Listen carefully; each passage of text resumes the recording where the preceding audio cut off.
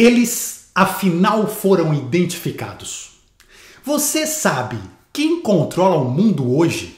Quem tem o interesse de mantê-lo no caos em que se encontra?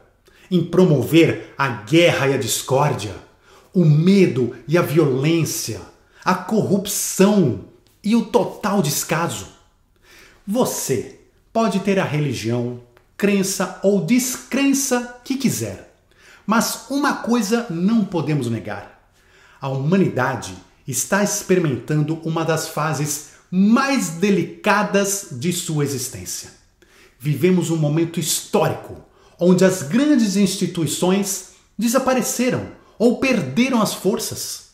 Não há ONGs, ordens secretas, sociedades, grupos, associações que tenham condições para sozinhas consertar o rumo dos acontecimentos.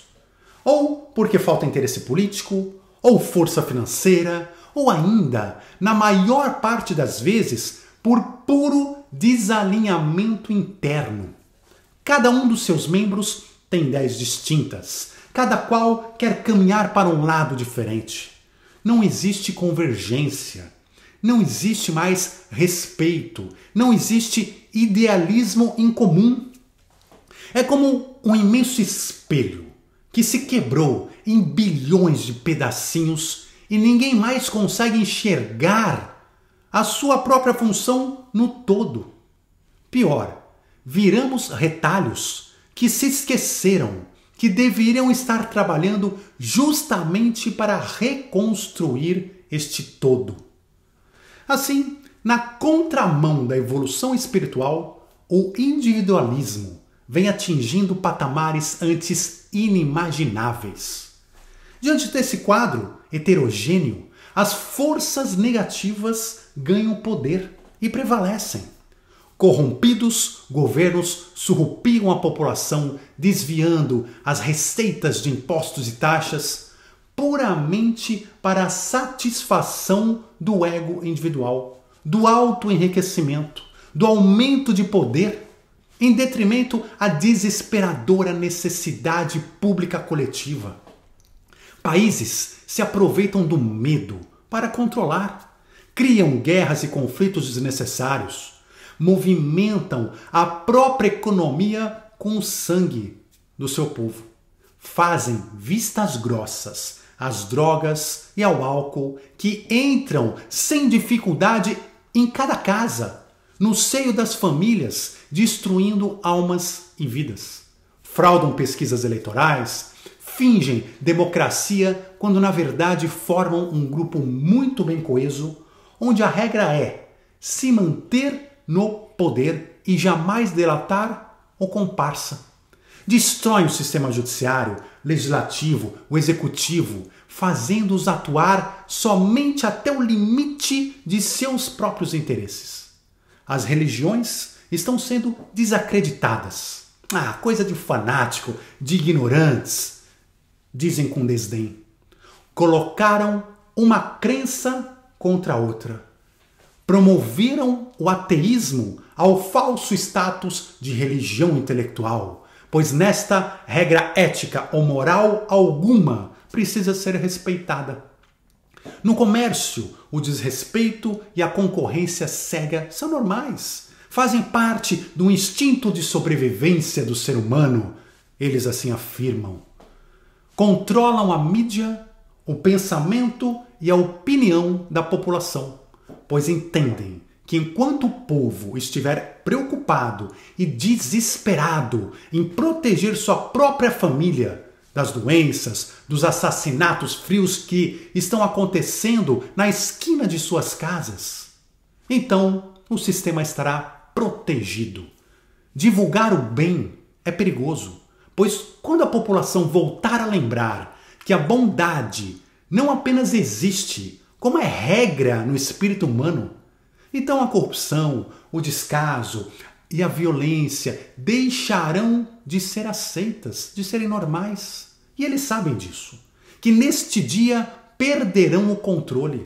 O povo conseguirá se unir em um discurso único e coerente para trazer de volta a paz, para exigir que seus impostos sejam aplicados unicamente em benefícios vitais para construir, desenvolver, e todos viverão sem medo. E, acima de tudo, permitirão que o amor, que está escondido, temeroso, desacreditado dentro de nossas almas, possa finalmente desabrochar e se espalhar. Mas afinal, quem são eles? Essas pessoas cruéis que destroem sem dó nossos sonhos, nosso planeta, nossas ideologias? Os Illuminati? Extraterrestres? Um grupo de elite secreto? Eu peço, por favor, que tenhamos a humildade de reconhecer ao menos uma vez na vida. Eles são nós mesmos. Sim, todo comandante é reflexo de seus comandados. Eles são a consequência direta de nossa aceitação passiva, da nossa preguiça em fazer o bem, em divulgar coisas boas, em distribuir o nosso amor, trabalhando ativamente para um mundo melhor.